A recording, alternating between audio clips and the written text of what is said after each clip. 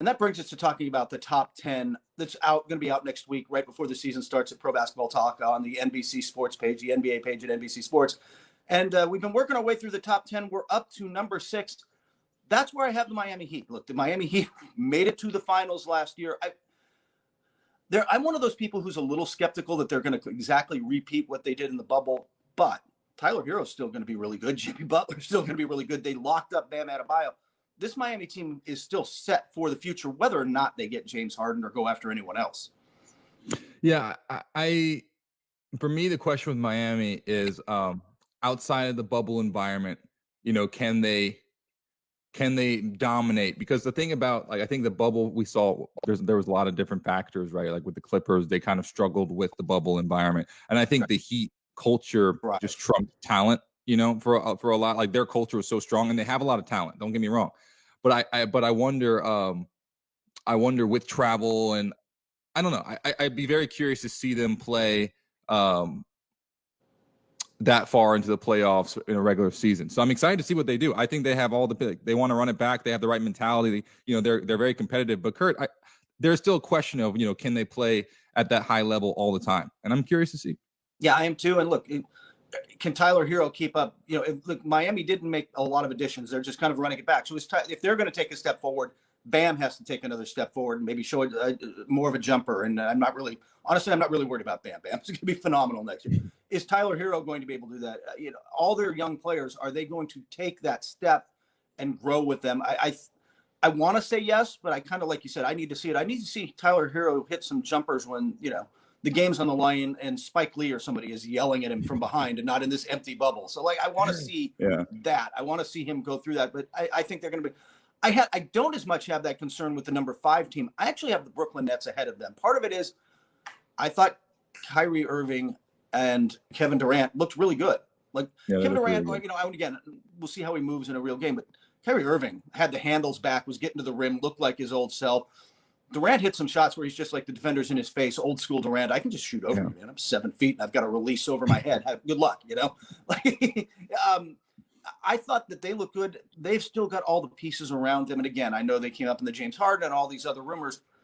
As constructed, if this thing comes together and Steve Nash can bring them together, and he seems to be winning guys over, like Kyrie Irving's now praising him.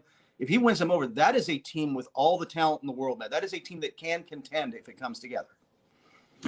I am very optimistic. They looked really good, and once again, this is all preseason, but you can see KD, shaking the rust off and getting back into his ways, which is so exciting if you're a basketball fan, right? And you could see this glimmers of just peak KD when he was out there, but the ball would be, go in and out or just be a little off, and you could say, yeah, it's 18 months not being on the court, but as soon as he shakes off those that dust, his form, it's going to be top notch. So, and Kyrie looked, incredible as well, like you mentioned. So I think that team is going to be very, very, very, very dangerous. Yeah, and the guys are getting used to playing around them, right? Spencer Dinwiddie, Karis LeVert, Joe Harris is still finding word spots. All those guys are. Harris in particular, I think, is going to have a monster year. Kyrie's going to drive and kick out, and when Harris gets the ball on the pass or the hockey is passed back to him, he's just going to knock stuff down. That is a really dangerous team if they defend and come together, and they've got all the pieces. I'm high on their potential. That's why I've got them number 5. Number 4, another team I think we saw explode in the bubble that I think is going to have a phenomenal regular season. We'll see about the playoffs. The Denver Nuggets, right? Jamal Murray took his step forward. Nikola Jokic made his star turn, I think, for a lot of people who didn't know how good he was. He's that good all the time. He is an MVP candidate level player. The Denver Nuggets are there, man. The Denver Nuggets are going to win a lot of games this season. Yeah, I think the question mark for them is Michael Porter Jr.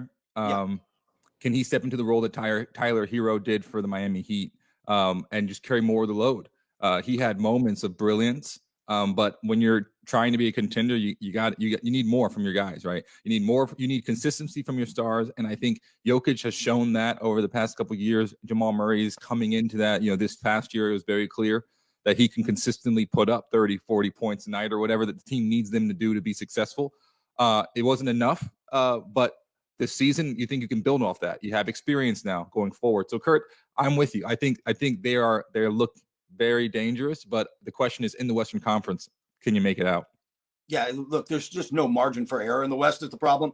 It's just going to be really difficult.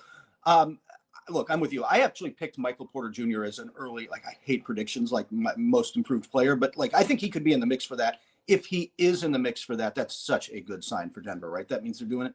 And can they get stops?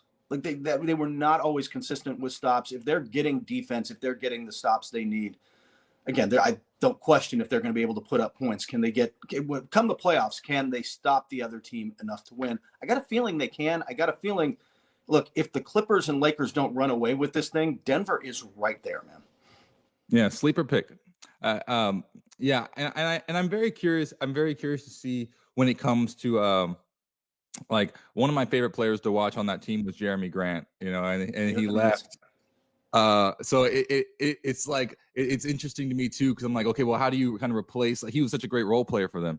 So for me, it's always back to like Denver's bench. I think the stars are going to give you what they need. I think Michael Porter is gonna, like, he has to step into a bigger role.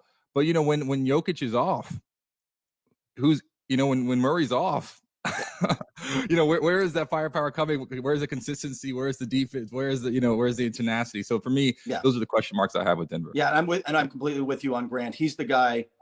He's the guy you throw on LeBron and Kawhi Leonard and those guys in key moments. And if they don't miss him during the regular season, I think they will in the playoffs, unless they find somebody who can play that role for them.